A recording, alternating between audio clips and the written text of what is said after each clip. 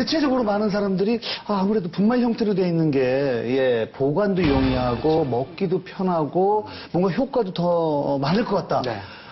거기에 대해서 박경호 전문가님 어떻게 생각하십니까? 네, 분명히 차이가 있습니다. 발효액에는요, 효소가 없습니다. 그리고 발효액으로 나온 지금 제품들 있잖아요. 그 제품들을 나오려면요, 반드시 열 처리를 해야 돼요, 마지막에. 안 그러면 대장균 때문에 허가가 안 나거든요. 근데 120도씨 고열에서 나오기 때문에 효소가 있다고 하더라도 다 죽습니다. 그래서 발효액 효소라는 건 있을 수가 없어요. 근데 이 곡물 효소 있잖아요. 지금 곡물 효소라고 하는 거는 괜찮습니다. 왜냐하면 열을 가하거나 압력을 가하는 것이 아니에요. 거기에다가 그리고 거기에 균을 주입할 때는 그 균 자체는 효소를 분비하는 균을 주입을 하는 겁니다.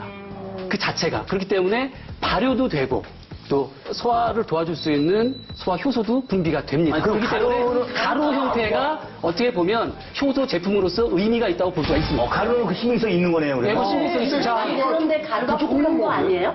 혹시 볶는 거 아니에요? 아니, 가루가? 볶지 않습니다. 우리가 청국장 같은 경우 띄울 때랑 똑같다고 생각하시면 됩니다. 저는 사실 실험실에서 늘 그 효소 활성을 재고 있거든요. 그래서 고체 효소가 많은지 액체가 많은지 물론 뭐 효능과 관계없이 효소의 양만을 재고 있어요. 열심히 재고 있는데 고체 효소가 액체 효소보다 효소량이 월등히 많습니다. 그리고 아까 이제 원장님께서 이제 액체 효소에는 효소가 없다 이렇게 말씀하셨는데 이제 파는 제품에는 그럴 것 같고요. 집에서 담그시는 거는 뭐 열 처리 안 하시잖아요. 그냥 이렇게 떠서 드시잖아요. 그 담그는 거 가져가서 재보면요. 5개 제품 중에 하나 정도는 효소가 양성으로 나와요. 그래서 어느 정도 효소는 들어있죠. 그 어느 게 더 많냐? 가루가 액체보다 한 10배 정도 많습니다. 지금 말씀을 나누시는 거에 기본적인 게 뭐가 깔렸냐면 효소는 좋을 수 있다, 좋다 이렇게 깔렸는데 저는 그 생각을 좀 버렸으면 좋겠어요. 왜냐면 그런 것들이 우리가 인과관계란 말을 하잖아요. 뭘 먹고 이게 좋아졌다. 그런 거는 어떤 경험에 의해서 과장이 될 수도 있고요. 근데 다른 요인 때문에 그 결과가 나왔는데도 불구하고 자꾸 효소 때문이라고 오해를 할 수가 있어요. 그래서 그런 부분들을 정확히 내가 어떤 치료를 했기 때문에 질병이 좋아졌다 이걸 확인하기 위해서 그래서 필요한 게 바로 과학적인 임상시험이라는 개념이 등장하게 된 거예요. 그때 임상시험. 어떻게 임상실험을 해요? 해야 됩니다. 이게 만약에 효능이 있다고 주장을 하려면 해야 돼요. 지금 그래서 그런 연구들이 이루어지고 있는 것으로 알고 있어요. 이런 얘기들이 굉장히 열풍이니까. 근데 제가 말씀드리고 싶은 게 요걸 아셔야 돼요. 사실 우리나라 건강기능식품 저희가 우리 옛날에 다루지 않았습니까? 비타민, 오메가3, 글루코사민, 칼슘, 프로폴리스 우리가 웬만한 알고 있는 것들은 대부분 건강기능식품을 분류된 게 많습니다. 그런데 효소식품은요. 우리가 2004년도부터 본격적으로 3년 동안 평가를 해봤더니 효소식품, 각 제품 회사에서 주장하는 그 효능이 근거를 데려오는데 근거를 못 대갖고요. 2008년도에 이거는 이제 빼려고 그랬어요. 그런데 이제 그 회사에서는 여러 가지로 경제적으로도 굉장히 큰 타격이 되잖아요. 그래서 좀 유예기한을 달라 그래서 2009년 말까지 기다렸습니다. 식약처에서.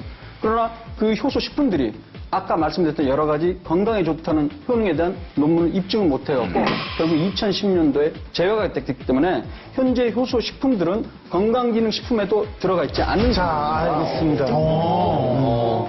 저는 사실은 명 박사님 그 쓰시는 논문들을 다 찾아서 봤어요. 봤는데 이제 뭐 잠깐만요.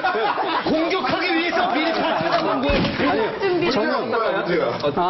저는 사실 그런 게 관심이 많으니까 그래서 비타민C 무용론, 항산화제도 소용이 없다. 그래서 그 쓰신 논문을 봤는데 그 논문은 이거죠. 그러니까 임상 실험한 데이터들을 다 모아서 통계라는 프로그램을 통해서 수학적으로 증명을 해보니까 유의성이 없다. 그게 평균적인 답이 되겠죠. 유의성이 없을 수도 있는데 중요한 건 우리 사람은 평균적인 사람이 아니라는 거죠. 효과가 있는 사람도 있고 없는 사람도 있고 섞여서 평균이니까 어떤 분한테 틀림없이 효과가 있을 수가 있고 어떤 분한테 독이 될 수 있으니까 개인이 잘 판단해야 될 몫이라고 생각하는 거죠. 이거 굉장히 심각한 문제인데요.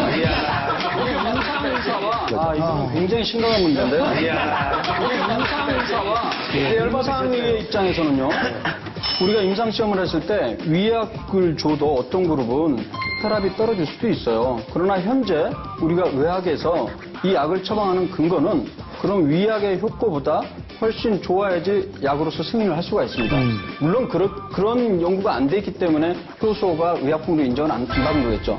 그런데 그런 것들이 과연 인과관계에서 그 효소 때문에 그게 좋아지는 것이냐 그걸 입증할 수 없다면 그거를 많은 사람들에게 비용까지 들어가면서 먹으라고 권장할 수가 없다는 거죠. 그렇죠.